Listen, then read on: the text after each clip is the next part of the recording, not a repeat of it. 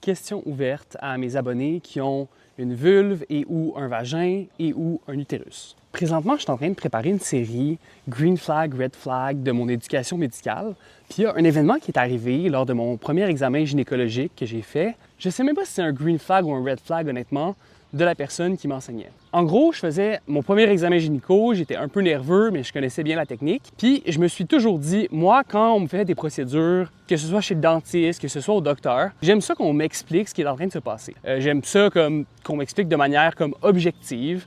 Ça me rassure, ça me fait sentir bien. Fait que je me suis toujours dit, quand je vais faire des examens gynécologiques, je vais narrer ce que je suis en train de faire. Donc, je mets du lubrifiant, ça va être froid juste ici, ça va pousser dans 3, 2, 1. Je suis en train de visualiser le col, il n'y a aucun saignement, tu sais, des trucs comme ça. Puis mon enseignante, lorsque j'ai fait cet examen gynéco-là, elle était comme, ben voyons, ça va la rendre inconfortable que tu parles autant que ça. Fais juste en silence, le plus rapidement possible, ça va passer bien plus vite pour elle. Puis je me demande, c'est-tu vrai?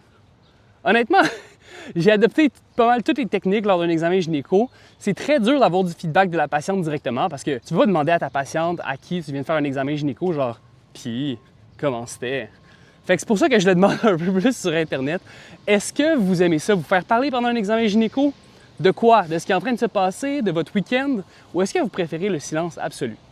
Puis si vous avez des green flags, des red flags que vous avez eu lors d'un examen gynécologique dans le passé, mettez-les en commentaire, ça pourrait aider non seulement moi, mais d'autres personnes qui veulent mieux s'informer sur qu'est-ce qui rend les gens à l'aise et mal à l'aise.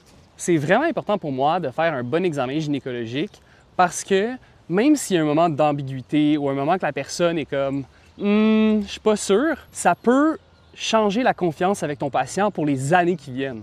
Puis moi, en tant que futur médecin de famille, je veux voir mes patients pour des années, même des dizaines d'années. Donc, c'est super important parce que c'est un moment qui est très vulnérable pour le patient. C'est pour ça que je vous pose la question aujourd'hui.